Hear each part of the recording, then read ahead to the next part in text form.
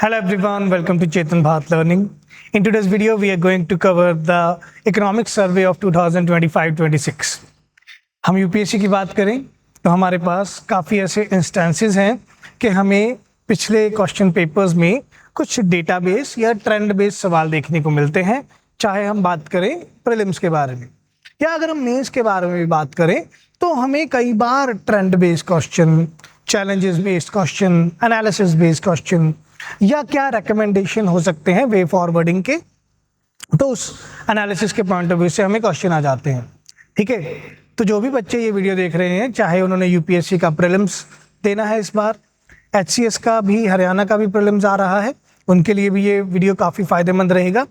और जो specifically Punjab PCS mains देना चाहते हैं तो वहाँ पे आप कैसे इकोनॉमिक सर्वे में दिए गए पॉइंट्स को हाईलाइट करते हुए अपने आंसर को और ज़्यादा सब्सटेंशिएट बना सकते हैं, तो वहाँ भी आपको ये वीडियो काफ़ी फ़ायदेमंद रहने वाला है।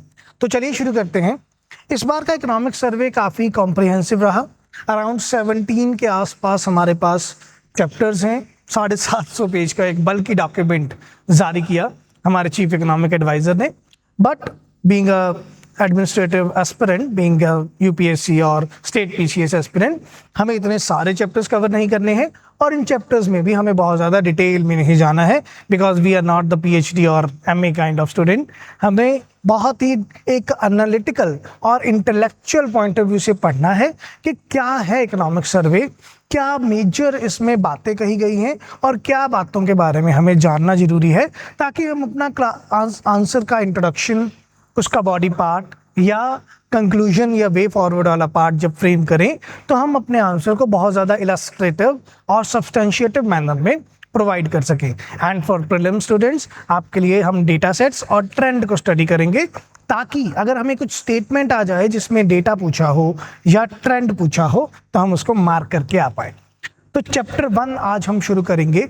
चैप्टर 1 जो है वो है स्टेट ऑफ द इकोनॉमी।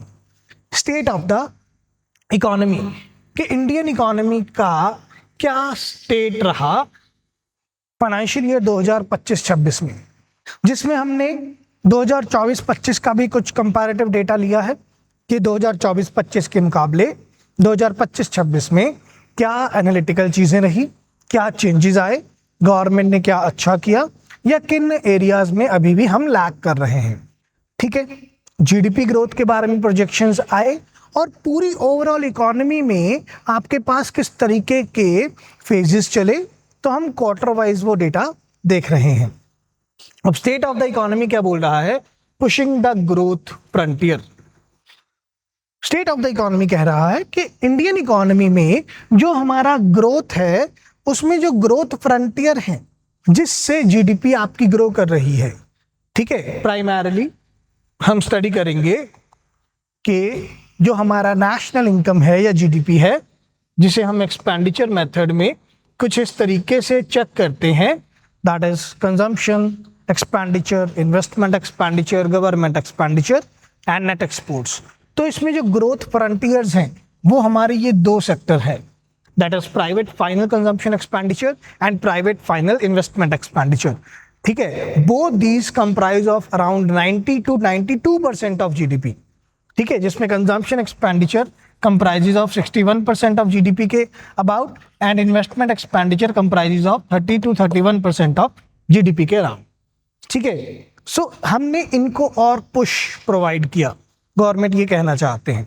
ठीक है, तो इसके बारे में हम स्टडी करते हैं। सबसे पहले ये चैप्टर हमें ग्लोबल इकोनॉमिक सिनेरियो के बारे में बताता है कि 2025-26 के फाइनेंशियल ईयर में ग्लोबली क्या सिनेरियो रहा हमारे पास इकोनॉमी में, कैसे डिसरप्शंस भी देखने को मिले या हमने उनको चैलेंज मोड में एक्सेप्ट किया और उनसे आगे भी बढ़े। ठीक है, तो ग्लोबल इकोनॉमिक कॉन्टेक्स्ट क्या बोल रहा है? That the context is fragile. Global economy is facing a fragile scenario, जहां पे डाइवर्जिंग हुई सारी trade policies because of USA tariffs. जो ट्रंप जी ने हमें टैरिफ गन दिखाए, बहुत सारी एडवांस, डेवलपिंग या इमर्जिंग मार्केट इकोनॉमीज पर उन्होंने टैरिफ्स लगाए। उसके अकॉर्डिंग जो ट्रेड टॉक्स हैं वो डाइवर्जेंट हुए और जियोपॉलिटिकली चार्ज्ड ठीक है, whether we are looking for Russian Ukraine war और इजराइल ईरान वॉर और हमास एंड पैलेस्टीन वॉर, ठीक है, इशू विद गाजा। तो ये सारी चीज़ों के साथ जो जियोपॉलिटिकल एंगल चेंज हुआ वर्ल्ड इकोनॉमिक ऑर्डर का, उससे आपके जो ट्रेड एग्रीमेंट्स हैं वो मल्टीलेटरल ना रह के बायलेटरल हो जाते हैं। तो मल्टीलेटरलिज्म से आप बायलेटरलिज्म की तरफ चले जाते हैं। तो सारा इकोनॉमिक ग्लोबल कॉन्टेक्स्ट जो है वो फ्रेजाइल रहा, वो डाइवर्जेंट रहा और जियोपॉलिटिकली चार्ज्ड रहा, ये बताया जा रहा है। अब क्या वो कह रहे हैं, सबसे पहले टैरिफ वॉर्स और ट्रेड फ्रेगमेंटेशन देखने को मिली। As we have discussed earlier that आपके पास जो ऑनगोइंग ट्रेड वॉर्स थे between the top two economies that is USA and China, उन्होंने कैसे इस ट्रेड वॉर्स के साथ इस ट्रेड वॉर को टैरिफ वॉर्स में कन्वर्ट कर दिया, ठीक है, जिससे ट्रेड फ्रेगमेंटेशन भी साथ में देखने को मिली।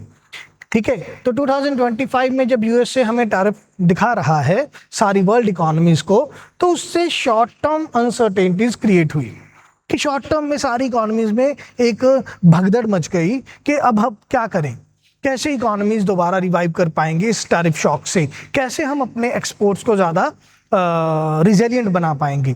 तो उस चीज़ के बारे में यहाँ बताया जा रहा है। ठीक है, but front loading of trade and partial agreements soften the impact. ठीक है, जैसा हमने बात की कि अराउंड अप्रैल 2025 में जैसे ही ये फाइनेंशियल ईयर शुरू हुआ तो 4 अप्रैल के आसपास ट्रंप जी ने हमें टैरिफ्स बता दिए कि मैं ये फलाना कंट्री पर some percentage of tariffs charge कर रहा हूँ।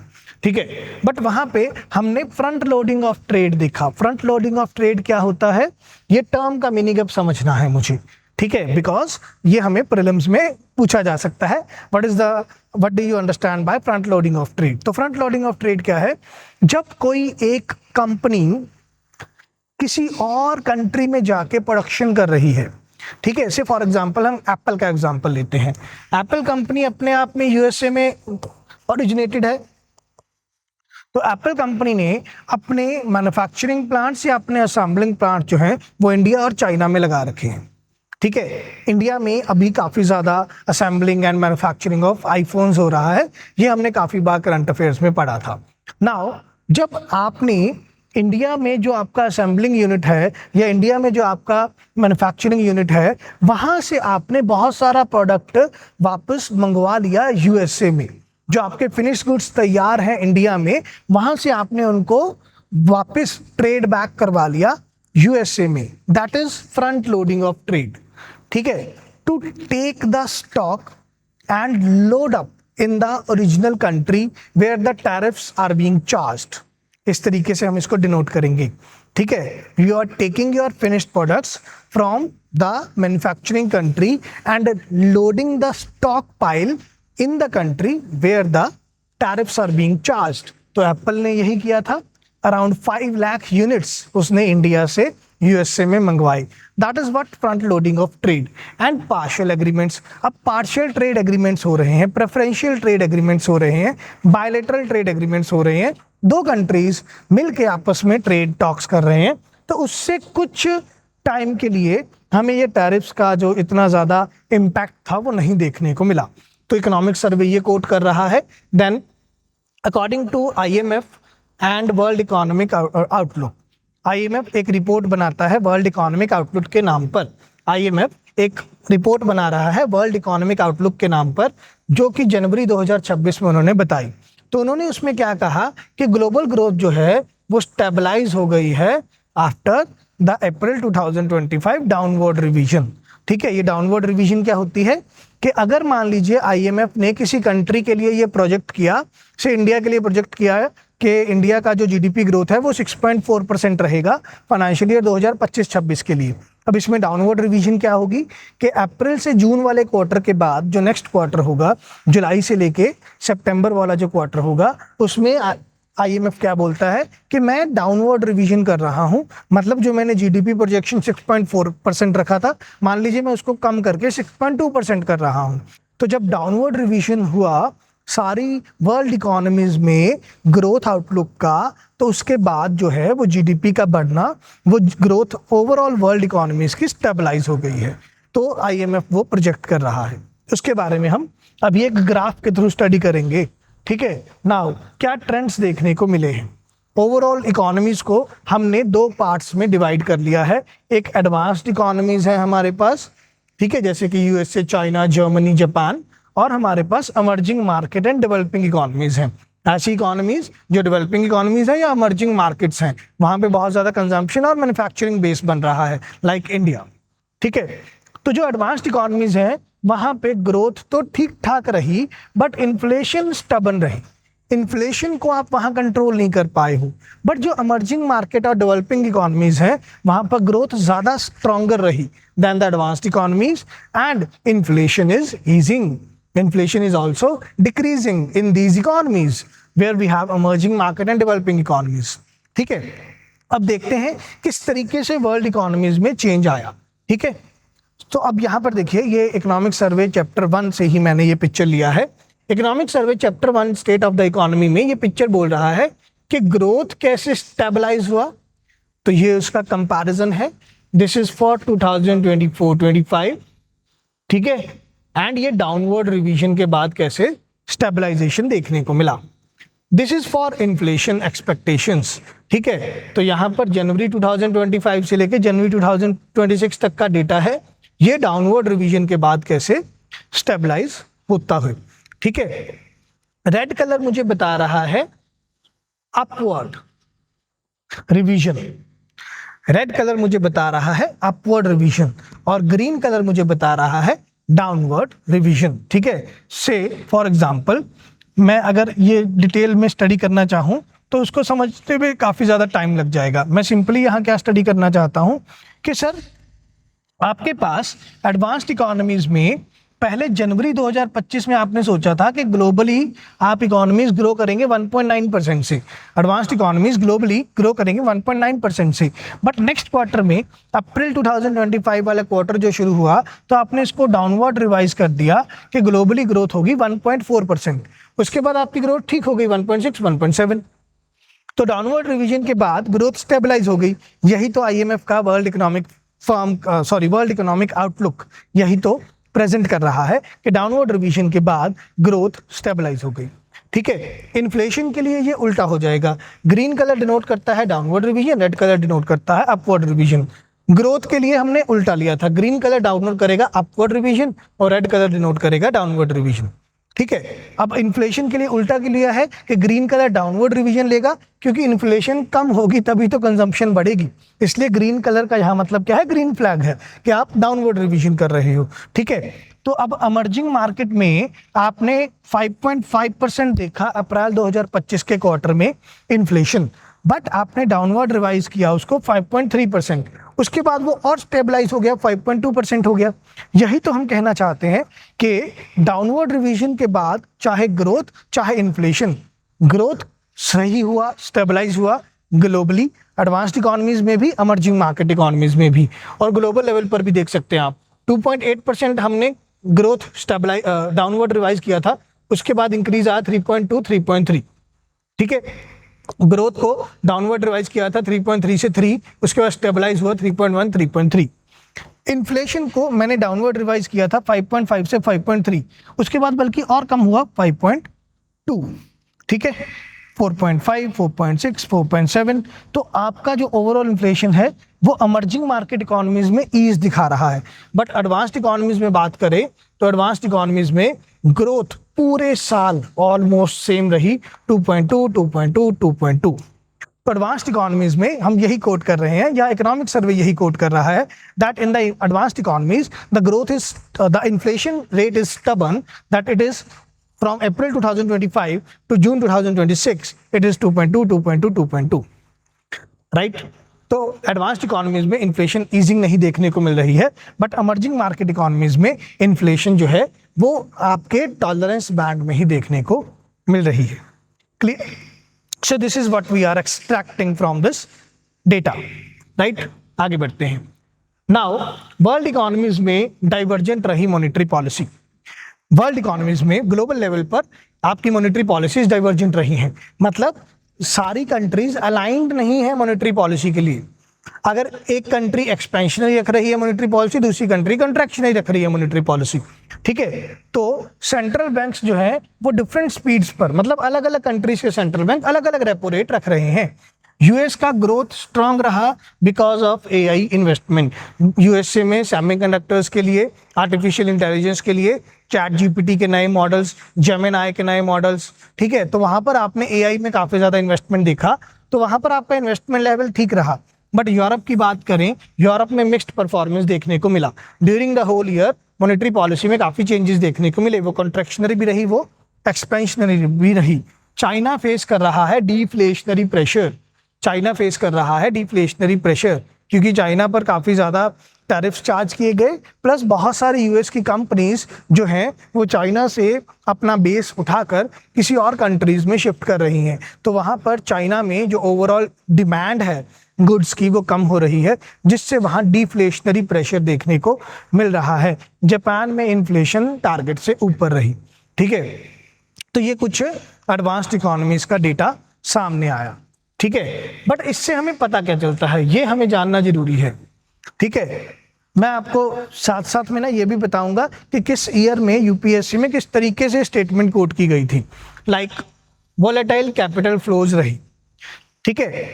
अगर हम इंडिया की बात करें, इंडिया में नेट एफडीआई जो है वो नेगेटिव है, दैट इज एफडीआई आउटफ्लोज और मोर देन एफडीआई इनफ्लोज, तो नेट एफडीआई जो है वो नेगेटिव है।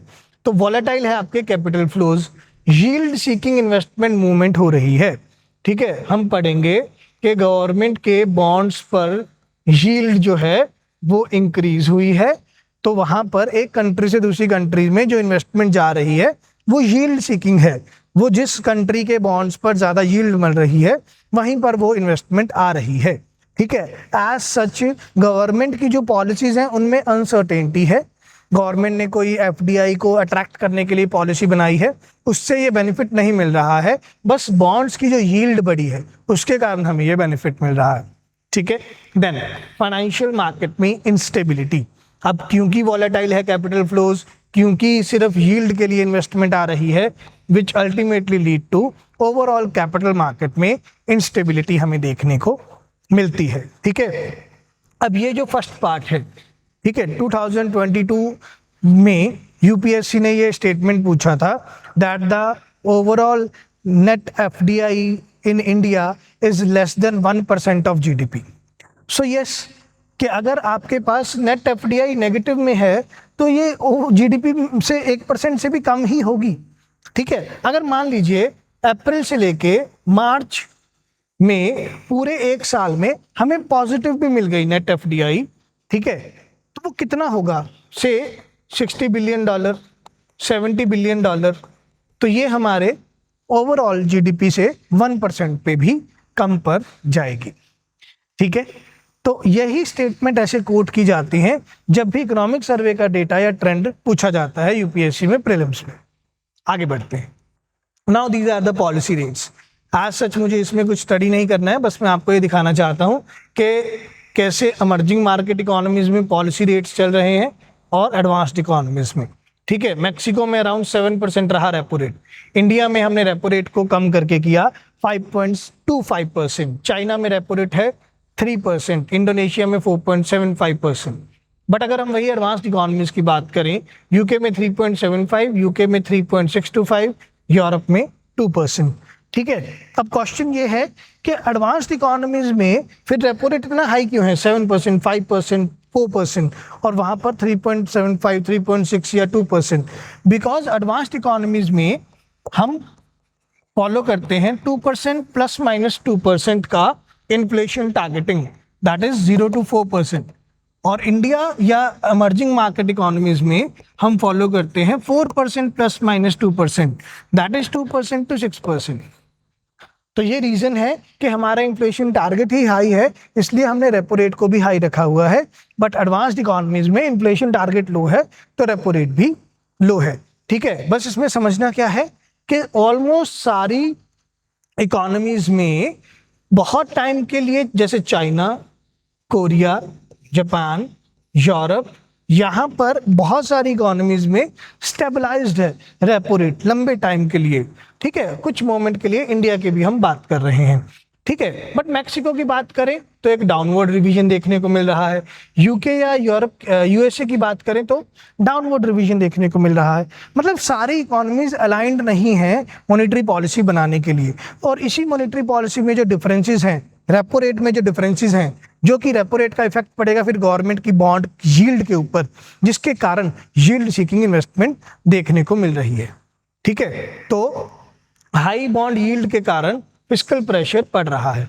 अब क्योंकि गवर्नमेंट को अपने बॉन्ड्स पर ज़्यादा यील्ड देना पड़ेगा, ज़्यादा रिटर्न देना पड़ेगा, ज़्यादा कॉस्ट ऑफ बोरिंग बढ़ेंगी, तो सरकार का जो डेफिसिट है वो ज़्यादा खराब होगा, ठीक है।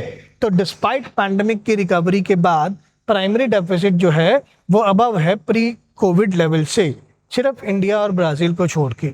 इंडिया में आपका जो प्राइमरी डेफिसिट है वो अबाउट 1% ऑफ जीडीपी है, ठीक है, जो कि अप्रॉक्स है ये, जो कि हमारी इकोनॉमी के लिए अच्छी बात है कि हमने primary deficit, that is fiscal deficit minus interest payment, उसको हमने प्री कोविड लेवल से भी नीचे ले आया है। बट 10 ईयर बॉन्ड यील्ड जो है वो ग्लोबली इंक्रीज हुई है। ओवरऑल 10 साल के लिए जब गवर्नमेंट बॉन्ड बेच रही है उसके ऊपर देने वाले रिटर्न या यील्ड बढ़ी है, तो ओवरऑल गवर्नमेंट के ऊपर फिस्कल प्रेशर पड़ा है। जब आप इतना ज़्यादा रिटर्न करोगे पैसा, इतना यील्ड दोगे, तो आपकी कॉस्ट ऑफ बोरिंग्स बढ़ रही हैं। तो ग्लोबली कॉस्ट ऑफ बोरिंग बढ़ रही हैं, लॉन्ग टर्म बोरिंग का कॉस्ट राइज हो रहा है, यही कोट किया जा रहा है इकोनॉमिक सर्वे में, ठीक है। देन फिस्कल सस्टेनेबिलिटी के ऊपर कंसर्न उठेगा। जब आपकी कॉस्ट बढ़ रही है, ठीक है, तो आप बहुत ज़्यादा अनसस्टेनेबल डेट में चले जाओगे, अनसस्टेनेबल डेट में चले जाओगे, एक दिक्कत। And investors scepticism toward high public debt, obviously, ठीक है। जब यहाँ पर दिक्कत आएगी ट्विन डेफिसिट की, ट्विन डेफिसिट का दिक्कत आ जाएगा। अगर गवर्नमेंट बहुत ज़्यादा फिस्कल डेफिसिट में है तो वहीं पर आपको बैलेंस ऑफ पेमेंट या करंट अकाउंट डेफिसिट भी देखने को मिल सकता है, ठीक है।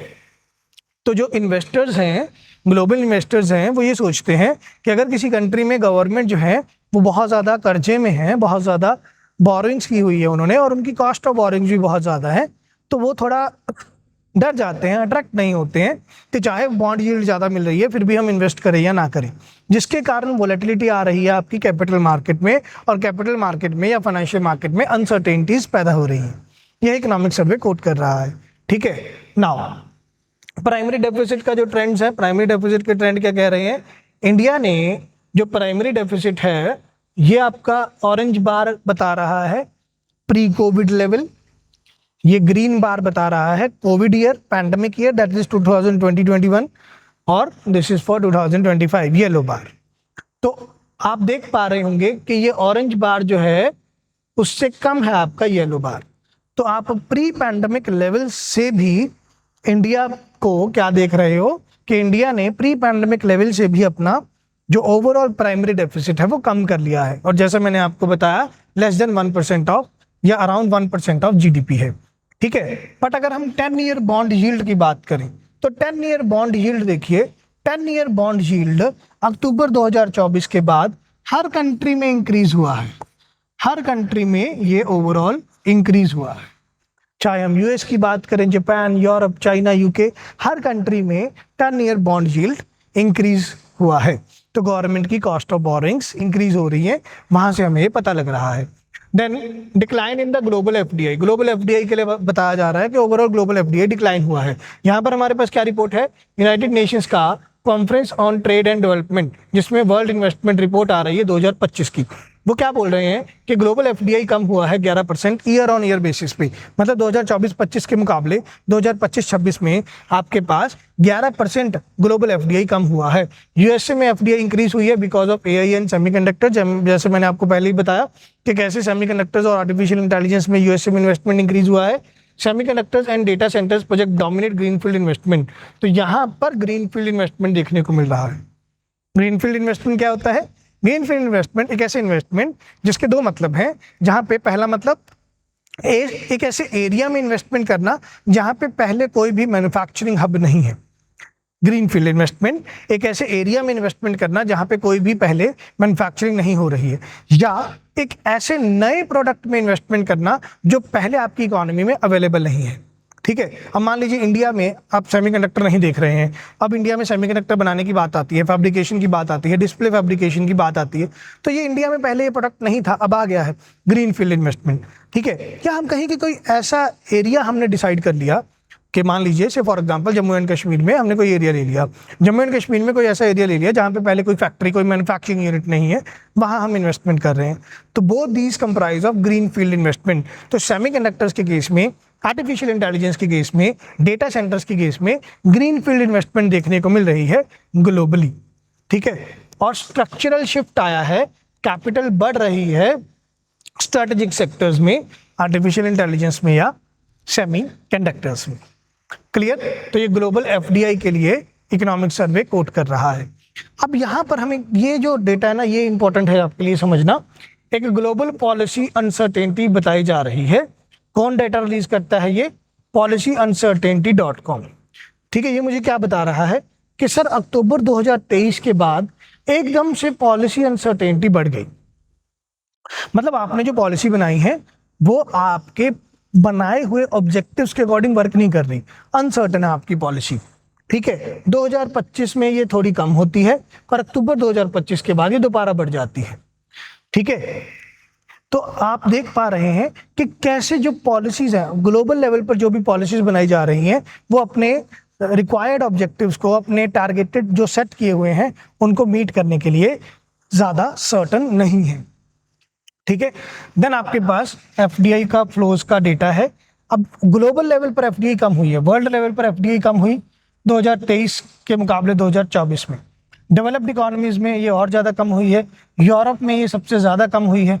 बट नॉर्थ अमेरिका की बात करें तो वहाँ पर एफडीआई इंक्रीज हुई है। अफ्रीका की बात करें तो एफडीआई इंक्रीज हुई है। एशिया में ऑलमोस्ट स्टेबल रही आपकी एफडीआई। डेवलपिंग इकोनॉमीज में ऑलमोस्ट स्टेबल रही आपकी एफडीआई। ठीक है, तो इसका मतलब ज़्यादा अमर्जिंग और डेवलपिंग इकोनॉमीज में एफडीआई आ रही है, डेवलप्ड इकोनॉमी से एफडीआई निकल रही है। क्लियर? तो ये डेटा सेट्स हम ट्रेंड वाइज समझ रहे हैं। क्लियर? नाउ डोमेस्टिक इकोनॉमी के लिए क्या आया पहले चैप्टर में? तो अभी तक हमने ग्लोबल ट्रेंड देखे, अब इंडिया के बारे में बात करेंगे। बहुत ही ज़्यादा इंपॉर्टेंट डेटा सेट्स ये याद रखने हैं। ठीक है, जो बच्चे पंजाब पीसीएस का मेंस दे रहे हैं उनके लिए important data on the basis of economic survey and to the latest data वो हम यहाँ पे स्टडी करेंगे। कुछ हेडलाइन नंबर्स जैसे कि रियल जीडीपी ग्रोथ, ये प्रोजेक्ट किया जा रहा है 7.4% के 2025-26 के फाइनेंशियल ईयर में आप 7.4% का ग्रोथ देख रहे हैं। GVA growth, gross value addition में ग्रोथ 7.3%। इंडिया रहा fastest growing economy fourth consecutive year. India पहुंच गया है fourth largest economy. India is the fourth largest economy now. ठीक है, पहले हम फिफ्थ लार्जेस्ट इकोनॉमी थे, अब हम फोर्थ लार्जेस्ट इकोनॉमी है, हमने जापान को पीछे कर दिया। तो इन चारों लार्जेस्ट इकोनॉमीज में इंडिया सबसे फास्टेस्ट ग्रोइंग इकोनॉमी है पिछले 4 साल से लगातार। तो आफ्टर कोविड इंडिया पिछले 4 साल से लगातार फास्टेस्ट ग्रोइंग इकोनॉमी है। इसी ने ही इंडिया को फिफ्थ से फोर्थ लार्जेस्ट इकोनॉमी के रैंक पर लाया है। ठीक है, नाउ डिमांड साइड एनालिसिस की बात करें तो डिमांड साइड में क्या चीज़ों ने हमें हेल्प किया कि डिमांड बढ़ी है? तो सबसे पहले sir private final consumption expenditure. Private final consumption expenditure, जैसे मैंने आपको बताया था कि इस चैप्टर की शुरुआत में कि जो हमारे ग्रोथ फ्रंटियर हैं, जो ग्रोथ लीवर्स हैं, हमने उन्हीं को आगे और पुश किया।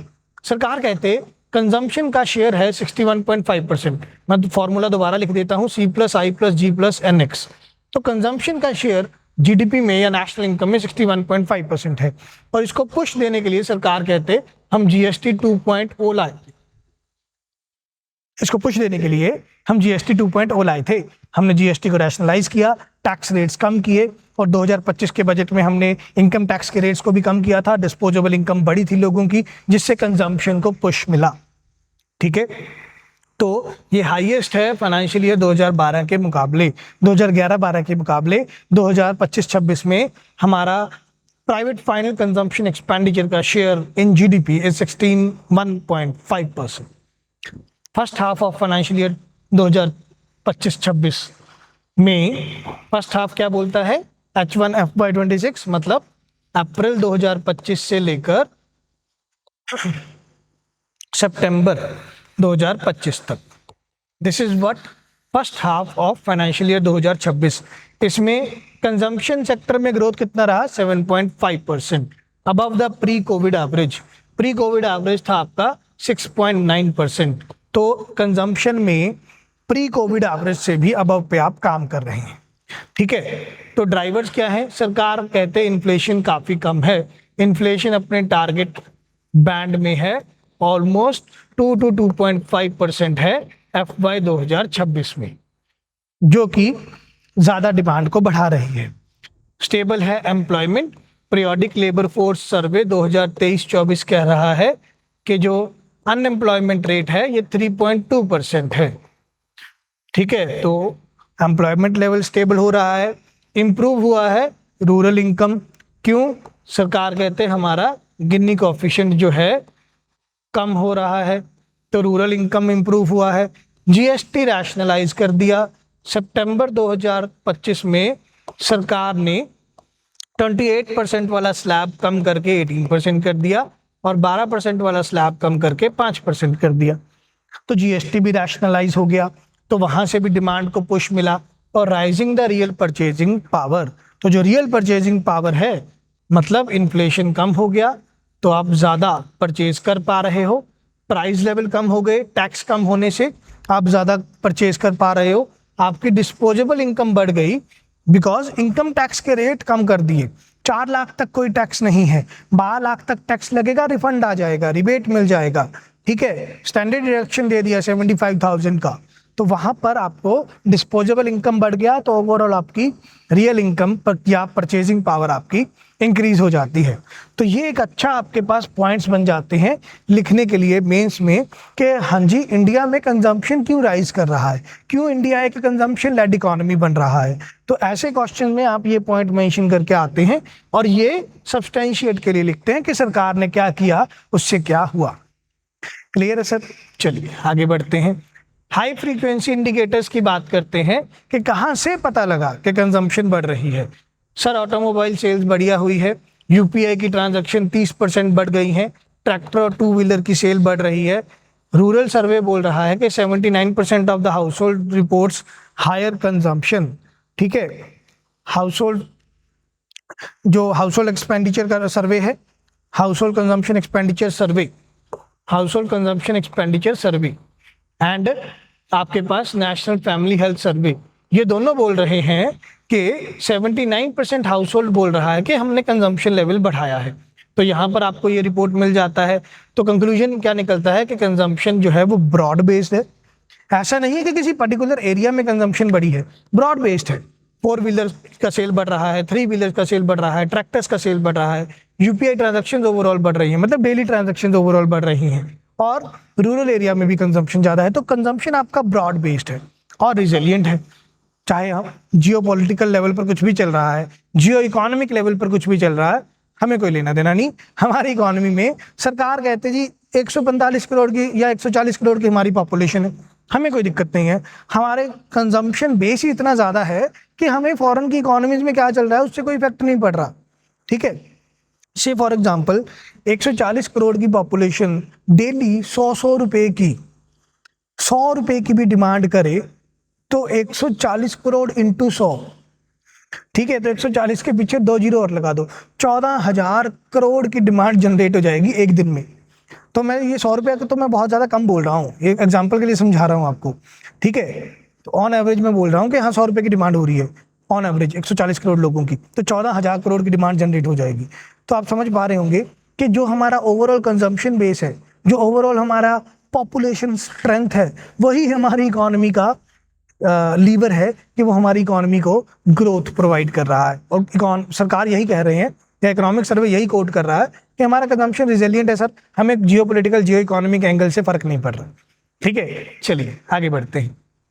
Now private final consumption expenditure का ग्रोथ कोविड से अबव लेवल पर रहा, 7.5% पे रहा, और जो इसका शेयर है वो अराउंड 60.7% या 61.5 जैसा हमने पहले स्टडी कर लिया।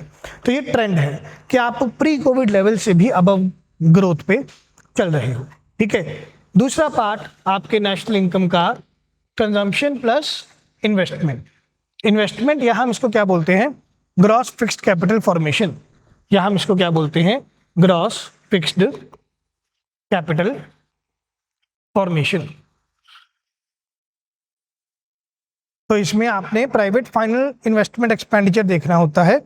कंस्ट्रक्शन में क्या इन्वेस्टमेंट हुआ, मैन्युफैक्चरिंग में क्या इन्वेस्टमेंट हुआ, बिजनेस में या कैपिटल में क्या इन्वेस्टमेंट हुआ, ये सारा आप इन्वेस्टमेंट देख रहे हैं, ठीक है। सिर्फ शेयर्स वगैरह नहीं देखने होते हैं कि शेयर सेल परचेज हुए, कैपिटल मार्केट की ट्रांजैक्शन नहीं देखनी होती है, ठीक है। तो इसका शेयर है जीडीपी में अराउंड 30%, तो 61.5% शेयर आपका कंजम्पशन का है, इन्वेस्टमेंट का 30% शेयर है, तो 91.5% शेयर आपका इन दोनों का ही है, ठीक है। गवर्नमेंट का जो शेयर है वो अराउंड 12% जाता है। नेट एक्सपोर्ट्स हमें पता है वो हमारे कम रहते हैं, तो अराउंड -2% के आसपास नेट एक्सपोर्ट्स हमारे, exports minus imports, our exports are more than imports, तो sorry our exports are less than imports, import ज़्यादा होते हैं तो हमारा वो नेट एक्सपोर्ट्स वाला पार्ट नेगेटिव रहता है। तो ऐसे हमारी जीडीपी बन रही है, ठीक है। तो यही दो हमारे ग्रोथ ड्राइवर्स हैं, इन्हीं को ही सरकार कहते हैं हम आगे बढ़ा रहे हैं। अब इन्वेस्टमेंट के बारे में, इन्वेस्टमेंट में ग्रोथ देखने को मिला 7.6%, ये भी प्री पैंडमिक लेवल से अबव एवरेज पर रहा, ठीक है। क्या ड्राइवर्स हैं, कहते हैं सर 28% इंक्रीज देखने को मिला हमें पब्लिक कैपिटल एक्सपेंडिचर। सरकार जो कैपिटल एक्सपेंडिचर कर रहे हैं उसमें 28% इंक्रीज देखने को हमें मिला है, ईयर ओवर ईयर इंक्रीज। मतलब अप्रैल से नवंबर 2024 के मुकाबले अप्रैल से नवंबर 2025 में सरकार ने 28% कैपिटल एक्सपेंडिचर बढ़ाया है। 14.6 lakh crore private investment announce किए गए, ठीक है। अराउंड 15 लाख करोड़ के प्राइवेट इन्वेस्टमेंट अनाउंस किए गए। कैपेसिटी यूटिलाइजेशन हुआ है अबव लॉन्ग रन एवरेज। जो लॉन्ग रन की एवरेज है उसमें आपने ज़्यादा मैन्युफैक्चरिंग की है, आपने अपने फैक्ट्रीज में, आपने अपनी मैन्युफैक्चरिंग यूनिट्स में ज़्यादा कैपेसिटी को यूटिलाइज किया है। कैपिटल गुड्स को ज़्यादा इंपोर्ट को होता हुआ देखकर आपके कंट्री में मशीनरी आ रही है, आप प्रोडक्शन ज़्यादा बढ़ा रहे हो। देन स्ट्रॉन्ग रहा नॉन फूड बैंक क्रेडिट, ठीक है। Non food bank credit, bank credit जो है वो डेली बेसिस पर प्राइवेट वर्किंग कैपिटल के लिए या डेली बेसिस के कंजम्पशन के लिए नहीं यूज हो रहा, वो ज़्यादा इन्वेस्टमेंट पर्पस के लिए यूज हो रहा है बैंक क्रेडिट। तो वहाँ भी हमें ग्रोथ देखने को मिली। तो ओवरऑल क्या पता चला कि जो इन्वेस्टमेंट साइकिल है वो अच्छा हुआ, और जो लॉन्ग डेकेड बैलेंस शीट की रिपेयर थी वो सही हुई है। इसमें आप ये भी बोल सकते हैं कि बैंक के एनपीए कम हो रहे हैं, ठीक है। सिर्फ 2.1% रह गए हैं एनपीए कमर्शियल बैंक्स के। तो नॉन परफॉर्मिंग एसेट्स कम हुए हैं। तो ओवरऑल बैंक क्रेडिट में भी ग्रोथ है, इन्वेस्टमेंट में भी ग्रोथ है, जिसके कारण इन्वेस्टमेंट में आपको अच्छा इंक्रीज देखने को मिलता है, ठीक है। तो आप अबव एवरेज हैं। प्री कोविड आपकी एवरेज थी 7.1%, अभी आप 7.6% पे हैं, ठीक है, जिससे आपका 30% के आसपास का शेयर है ओवरऑल जीडीपी में। क्लियर, आगे बढ़ते हैं। देन एक्सटर्नल डिमांड की अगर हम बात करें तो एक्सपोर्ट्स में हमारा हिस्सा है 21.5%। एक्सपोर्ट्स का हिस्सा है जीडीपी में 21.5%। फर्स्ट हाफ में हमें ग्रोथ देखने को मिली 5.9%। सर्विसेज सेक्टर ज़्यादा स्टेबल है, ठीक है, क्योंकि इंडिया का जो सर्विसेज एक्सपोर्ट है वो सरप्लस में है, गुड्स एक्सपोर्ट जो है वो नेगेटिव में है, जो कि ओवरऑल हमारे एक्सपोर्ट्स को नेगेटिव करता है इंपोर्ट्स के मुकाबले। तो ग्लोबली हमने जो भी दिक्कतें देखी उसके बाद भी हमने अपना ट्रेड डाइवर्सिफाई किया। इस पॉइंट को ध्यान से समझना है, हमने ट्रेड डाइवर्सिफाई किया। लाइक फॉर एग्जांपल, इंडिया बहुत सारे फार्मा प्रोडक्ट भेजता है यूएसए में, इंडिया बहुत सारे टेक्सटाइल प्रोडक्ट भेजता है यूएसए में, इंडिया फिशरीज का एक्सपोर्ट बहुत करता है यूएसए में, बट यूएसए कहता है मैं तुम पे टैरिफ लगाऊंगा। हमने अपना फिशरीज बेस बनाया चाइना, यूरोप, हमने अपना टेक्सटाइल बेस बनाया Latin American countries, North American countries, ठीक है, sorry South American countries. Then हमने अपना जो फार्मास्यूटिकल बेस है वो बनाया हमने अफ्रीकन कंट्रीज को। तो यहाँ पर हम ट्रेड को डाइवर्सिफाई कर रहे हैं, दिन प्रतिदिन नए ट्रेड एग्रीमेंट्स कर रहे हैं। हमने यूके के साथ ट्रेड एग्रीमेंट फाइनलाइज किया, हमने ईयू के साथ अपना ट्रेड एग्रीमेंट फाइनलाइज किया। तो हम ट्रेड को डाइवर्सिफाई करना चाहते हैं तो चाहे जो भी हमारे ऊपर ग्लोबल प्रेशर डाले यूएसए ने, हम उनसे बच निकले। तो बायलैटरल ट्रेड नेगोशिएशन चलती रही, जिसके कारण इंडिया को इतना ज़्यादा इम्पैक्ट नहीं हो पाया टैरिफ के कारण। ठीक है, अब एक्सपोर्ट ग्रोथ की बात करें तो प्री कोविड एक्सपोर्ट ग्रोथ था 2.5%, जो कि हमें 5.9% देखने को मिला। तो average Covid growth, pre Covid growth से हम अबव लेवल पर चल रहे हैं। तो जो परसेंटेज शेयर है वो अराउंड 21% है एक्सपोर्ट्स का शेयर जीडीपी में। ठीक है, तो ये हो गया सारा डिमांड साइड। अब सप्लाई साइड की बात करें, मतलब मैन्युफैक्चरिंग साइड की बात करें, प्रोडक्शन साइड की बात करें, तो एग्रीकल्चर सेक्टर सबसे पहले। एग्रीकल्चर सेक्टर को क्या बोला जा रहा है? स्टेबलाइजर, कि ये ओवरऑल इकोनॉमी में स्टेबलाइजर का काम कर रहा है, बट स्ट्रक्चरली कंस्ट्रेंट। स्ट्रक्चरली ये कंस्ट्रेंट है, क्यों? क्योंकि स्मॉल एंड मार्जिनल फार्मर्स हैं 89.4%, लार्ज फार्मर्स बहुत कम है, but small and marginal farmers बहुत ज़्यादा है, तो उनकी इनकम में इतना ज़्यादा चेंज नहीं हो पा रहा है, तो इसलिए इसको स्ट्रक्चरली कंस्ट्रेंट बोला गया। फाइनेंशियल 2026 में ग्रोथ बोली जा रही है 3.1%, फर्स्ट हाफ में ग्रोथ रही 3.6%, जो कि बिलो है लॉन्ग टर्म एवरेज ग्रोथ के 4.5%। तो लॉन्ग टर्म एवरेज ग्रोथ आपका 4.5% चल रहा था, बट अभी आप ग्रोथ देख रहे हैं 3.1%, तो ये एक कमी बताई जा रही है। ठीक है, ये हम 1 बाय 1 जरूर स्टडी करेंगे जब हम स्पेसिफिक ये चैप्टर पढ़ेंगे, एग्रीकल्चर, इंडस्ट्री, एक्सपोर्ट्स, तब हमें पता चलेगा कि क्या क्या रीजन बताए गए हैं कि ये ग्रोथ ऐसी बताई जा रही है। ठीक है, नेक्स्ट स्ट्रक्चरल रियलिटी क्या है? क्रॉप ग्रोथ वोलेटाइल है। अगेन, जो सीरियल क्रॉप्स हैं या फूड ग्रेन की क्रॉप्स हैं, उनमें तो ग्रोथ अच्छी है, बट जो हाई वैल्यू क्रॉप्स हैं उनमें ग्रोथ अच्छी नहीं है। तो क्रॉप ग्रोथ में वोलेटिलिटी है, प्रोडक्टिविटी स्टैग्नेशन में है। आपने इतना ज़्यादा फर्टिलाइजर का इस्तेमाल कर लिया ग्रीन रेवोल्यूशन के बाद, तो जो ग्रीन रेवोल्यूशन बेल्ट है मेरी, Punjab, Haryana, western part of UP, Andhra Pradesh या तमिलनाडु, इन सब में प्रोडक्टिविटी बहुत ज़्यादा कम हुई है। सॉइल डिटीरियरेशन हो गया है, ग्राउंड वाटर डिटीरियरेशन हो गया है। ठीक है, health and overall ecological imbalance इतने ज़्यादा क्रिएट हो गए हैं कि आपकी सॉइल की फर्टिलिटी कम होती जा रही है, तो आपकी प्रोडक्टिविटी स्टैग्नेंट हो गई है। अलाइड एक्टिविटीज़ की बात करें तो लाइफ स्टॉक फिशरीज में हमें 5 to 6% ग्रोथ देखने को मिला है। राबी सोइंग सीजन में थोड़ी इंप्रूवमेंट देखने को मिली है। वीट और ग्राम एरिया में ओवरऑल इंक्रीज आया। ठीक है, वीट और ग्राम एरिया मतलब वो एरिया जहाँ पे वीट और ग्राम को सो किया जाता है, वो एरिया इंक्रीज हुआ है। ठीक है, तो क्या पता चलता है? एग्रीकल्चर सपोर्ट कर रहा है स्टेबिलिटी को, बट हाई ग्रोथ एक्सलरेशन चाहिए इसको और ज़्यादा स्ट्रक्चरली इंडिपेंडेंट बनाने के लिए। क्लियर? तो एवरेज ग्रोथ था 4.5% आपका, और अभी आप 3.6% या 3.1% के आसपास देखना चाहते हैं एग्रीकल्चर का ग्रोथ। ठीक है, तो क्रॉप ग्रोथ में वोलेटिलिटी देखिए, 2013 में बढ़े फिर कम हो गए, फिर बढ़े फिर कम हो गए, फिर बढ़े फिर कम हो गए, फिर बढ़े फिर कम चल रहे हैं। ठीक है, बट लाइफ स्टॉक में आपके पास वोलेटिलिटी इतनी ज़्यादा नहीं है, आप बढ़ रहे हैं, कम हो गए, फिर बढ़ रहे हैं, फिर कम हो रहे हैं, बढ़ के कम हो गए, बढ़ रहे हैं। लाइफ स्टॉक के मामले में इतनी वोलेटिलिटी नहीं है, तो इसका मतलब इकोनॉमिक सर्वे ये कोट कर रहा है कि आप अलाइड एक्टिविटीज को स्ट्रॉन्गर करो ज़्यादा फार्मर्स की इनकम को सपोर्ट करने के लिए। क्लियर?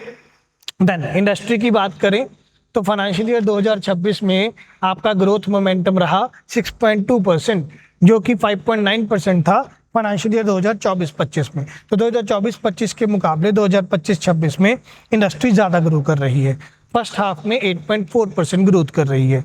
तो क्या इंसाइट हमें देखने को मिलता है? Declining the nominal share of relative price effects. तो जो ओवरऑल ये रिलेटिव प्राइस क्या होते हैं पहले वो समझो। रिलेटिव प्राइस होते हैं price between two industries and price between two states और price between two nations, that is relative prices. ठीक है, एक कंट्री से दूसरी कंट्री के कंपैरेटिवली प्राइस, एक स्टेट से दूसरी स्टेट के कंपैरेटिवली प्राइस, या एक इंडस्ट्री से दूसरी इंडस्ट्री में कंपैरेटिवली प्राइस। तो जो ये रिलेटिव प्राइस का इफेक्ट था वो हमें नहीं देखने को मिला। यूएसए ने चाहे टैरिफ लगा दिए, वहाँ हमारे प्रोडक्ट महंगे हो गए, पर हमें उसका इफेक्ट देखने को नहीं मिला। हमारी इंडस्ट्री में हमने नए ट्रेड डेस्टिनेशंस लेके आए, हमने ट्रेड टॉक्स किए, हमने अपने एक्सपोर्ट को डाइवर्सिफाई किया, तो ऑटोमेटिकली हमारे प्रोडक्ट की डिमांड वहाँ चलती रही, हमारा प्रोडक्ट बना, बिका। ठीक है, higher intermediate consumption, raw material ज़्यादा खरीदा है, इंटरमीडिएट कंजम्पशन बढ़ी है, मतलब प्रोडक्शन ज़्यादा अच्छी हुई है। ये मुझे कहाँ से पता चलता है? ये PMI से, परचेजिंग मैनेजर इंडेक्स से पता चलता है। And servicing pricing power, services का जो प्राइजेस हैं वो अपवर्ड ट्रेंड दिखा रहे हैं, इसका मतलब सर्विसेज की डिमांड बहुत ज़्यादा इंटैक्ट है। ये ओवरऑल इंडस्ट्री के बारे में हमें पता चल रहा है। मैन्युफैक्चरिंग शेयर की बात करें तो वो स्टेबल है 17 to 18% ऑफ जीडीपी के आसपास, ठीक है, डिस्पाइट हम इसको 25% बनाना चाहते हैं, ये एक कमी अभी भी रह रही है, ठीक है। हाई फ्रीक्वेंसी इंडिकेटर्स क्या बता रहे हैं, परचेजिंग मैनेजर इंडेक्स है 56 से भी ज़्यादा, ठीक है। परचेजिंग मैनेजर इंडेक्स क्या है, ये एक कंपोजिट इंडेक्स बनाया जाता है कि इंडिया में कुछ इंडस्ट्रीज में कितना रॉ मटेरियल परचेज हुआ, परचेजिंग मैनेजर इंडेक्स। तो ये 50 के अबव है, इसका मतलब परचेजिंग मैनेजर इंडेक्स में पॉजिटिविटी है, रॉ मटेरियल ज़्यादा परचेज हो रहा है, तो ये 56 से भी ज़्यादा है। ई-वे बिल्स स्ट्रॉन्गर बताए जा रहे हैं, इसका मतलब with in the same state and in intra state trade या इंटर स्टेट ट्रेड जो है वो बढ़िया चल रहा है, तो जीएसटी ई-वे बिल्स बढ़िया बन रहे हैं। सीमेंट और स्टील कंजम्पशन राइज हुआ है, तो कंस्ट्रक्शन सेक्टर में भी काफ़ी ज़्यादा मैन्युफैक्चरिंग बढ़िया हुई है। क्लियर, तो ये ओवरऑल ग्रोथ है। एग्रीकल्चर फॉरेस्ट्री का growth in manufacturing GVA deflator has remained moderate, तो जीवीए डिफ्लेटर आपका मॉडरेट है, मतलब रियल जीडीपी में और नॉमिनल जीडीपी में इतना गैप नहीं है, ठीक है। एग्रीकल्चर ग्रोथ पे है, बट एक्चुअल में आप इतना ज़्यादा ग्रो नहीं कर पाए जितना होना चाहिए था, ठीक है। मैन्युफैक्चरिंग सेक्टर सबसे नीचे है, मैन्युफैक्चरिंग सेक्टर में जीबीए डिफ्लेटर है, रियल जीडीपी में और नॉमिनल जीडीपी में डिफरेंसेस हैं। ये share of manufacturing remain stable in real terms में आपका ओवरऑल जो शेयर है वो स्टेबल चल रहा है, ठीक है। Manufacturing GBA share in real terms और ये manufacturing GBA share in nominal terms, तो रियल टर्म्स में आपका शेयर ज़्यादा है, अबव 18% है, नॉमिनल टर्म्स में बल्कि आपका शेयर जो है वो कम हो रहा है। तो रियल टर्म्स में मुझे देखना है अपना बेस प्राइस पर, तो रियल टर्म्स में मेरा मैन्युफैक्चरिंग शेयर जो है वह अच्छा है, ठीक है।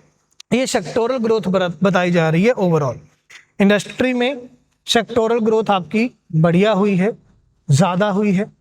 माइनिंग में आपको सेक्टोरल ग्रोथ कम मिली है, मैन्युफैक्चरिंग में ग्रोथ ज़्यादा हुई है, ठीक है। इलेक्ट्रिसिटी और गैस में आपका जो ओवरऑल सेक्टोरल ग्रोथ है वो बहुत ज़्यादा कम है, कंस्ट्रक्शन सेक्टर में भी ग्रोथ कम है, बट ओवरऑल इंडस्ट्री में आपके पास ग्रोथ है।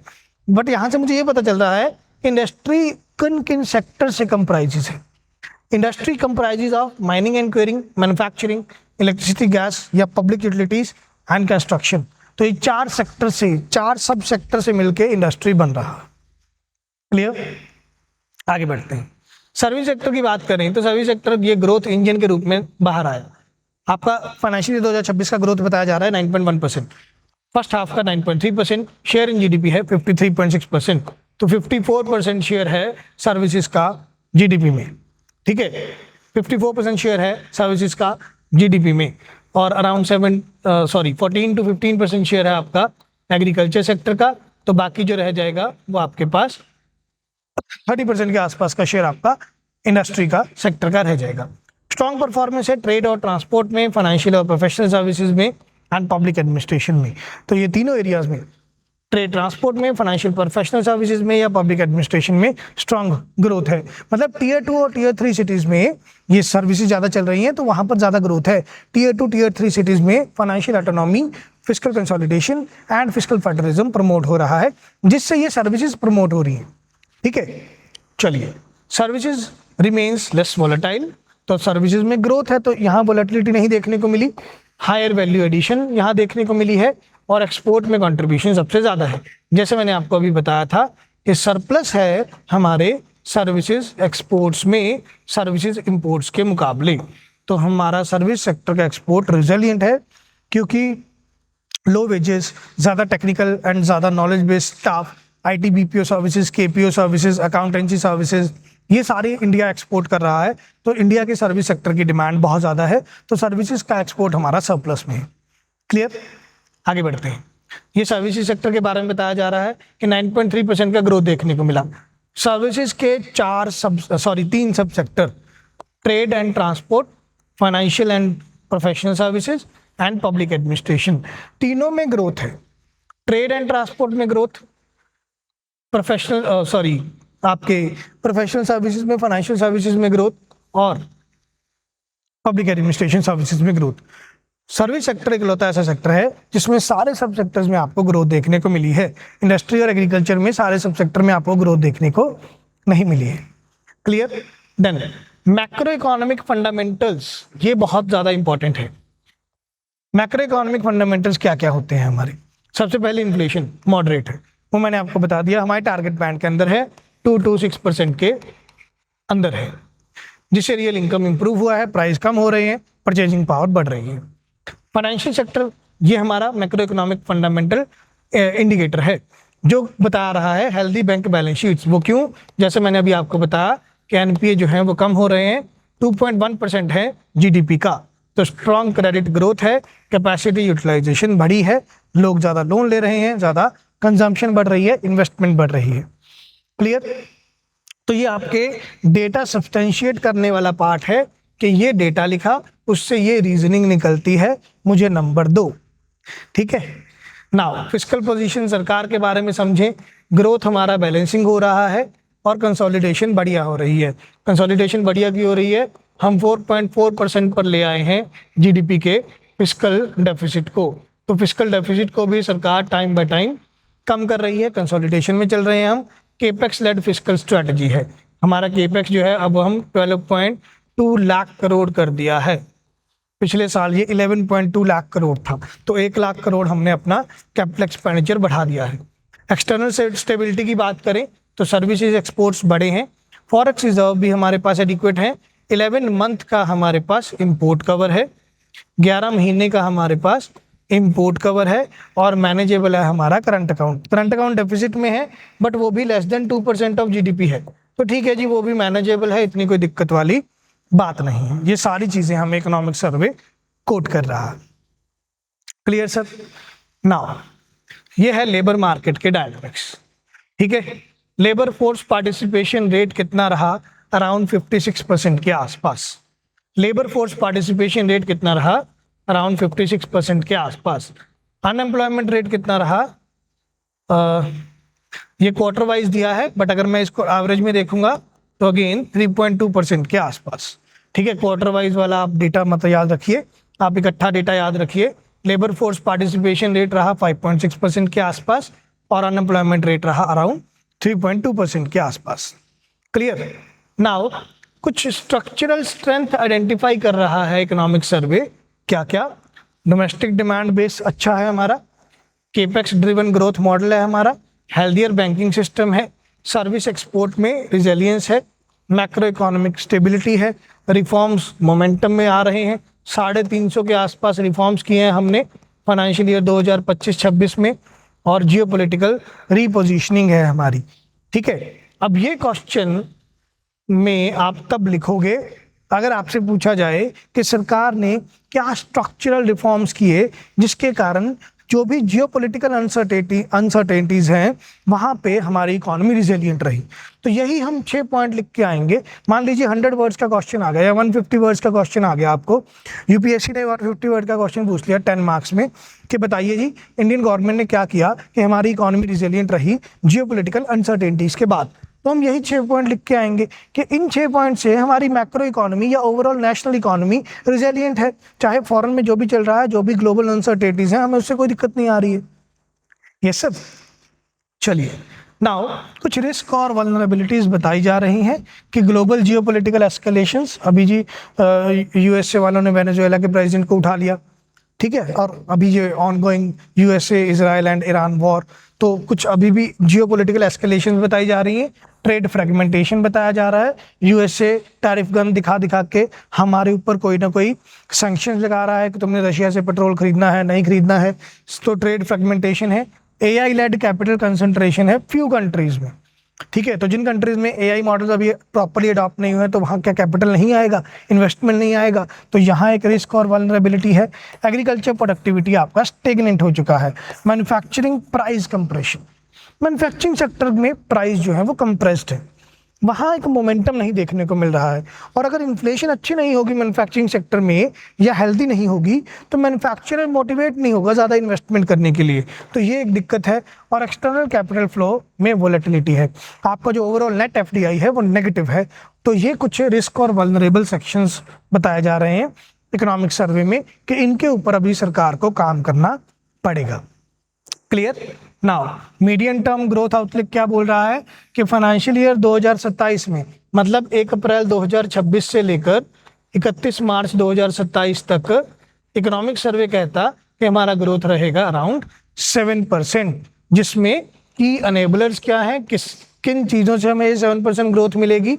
स्टेबल है आपका macro economic environment, inflation stable है, फिस्कल कंसोलिडेशन में है, केपेक्स लेड ग्रोथ है, स्ट्रैटेजिक इंडस्ट्रियल पॉलिसी है आपकी, आप ज़्यादा semiconductor mission, biopharma mission, nuclear Shanti act, ये सारी चीज़ों में आप ज़्यादा बढ़िया इंडस्ट्रियल पॉलिसी बना रहे हो।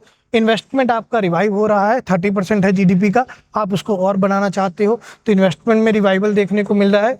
डोमेस्टिक डिमांड आपकी रिजिलियंट है because of the population and strategic indispensability positioning. Yes, this is the most important highlight of the first chapter of economic survey, that is strategic indispensability positioning. जिन बच्चों ने मेरा economic union budget का lecture देखा YouTube पर जो हमने upload किया था, उसमें हमने इसके बारे में डिटेल में बात किया है स्ट्रैटेजिक इंडिस्पेंसिबिलिटी का।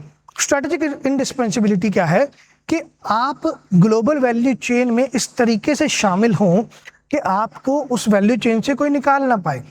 ठीक है, लाइक फॉर एग्जांपल अगर हम बात करें कि कोई प्रोडक्ट बनाना है, उस प्रोडक्ट की जो कोर एरियाज हैं, ठीक है, लाइक फॉर एग्जांपल ये रिमोट हमें बनाना है, ये डिजिटल रिमोट हमें बनाना है। इस डिजिटल रिमोट को बनाने के लिए प्लास्टिक लगा होगा। अगर इंडिया प्लास्टिक ना भी प्रोवाइड करे वर्ल्ड लेवल पर तो काम चल जाएगा, किसी और कंट्री में भी प्लास्टिक बनता होगा। ठीक है, देन इसमें कोई डिस्प्ले यूज़ हो रहा है, वो इंडिस्पेंसिबल पार्ट है। कोई इलेक्ट्रॉनिक चिप इसमें यूज़ हो रहा है, वो इंडिस्पेंसिबल पार्ट है। तो सरकार कहते कि हम किसी प्रोडक्ट को बनाने के लिए इंडिस्पेंसिबल रॉ मटेरियल बनाएंगे कि कल को किसी को कोई भी प्रोडक्ट बनाना है, कल को किसी को कोई भी इंडस्ट्री लगानी है, वो हमें फ़ोन करे, इंडिया को फ़ोन करे कि यार ये वाला प्रोडक्ट चाहिए भाई, भिजवा दो। That is what strategic indispensability. तो उसमें हमने बजट में पढ़ा था कि सरकार ने 6 ऐसे सेक्टर्स चूज़ किए हैं जिसमें सरकार अपना स्ट्रैटेजिक इंडिस्पेंसिबिलिटी क्रिएट करेगा। जो हमने पढ़ा था बायोफार्मा शक्ति के साथ, rare earth elements, electrical components, India semiconductor mission 2.0, textile mission, ठीक है, एंड क्रिटिकल मिनरल्स।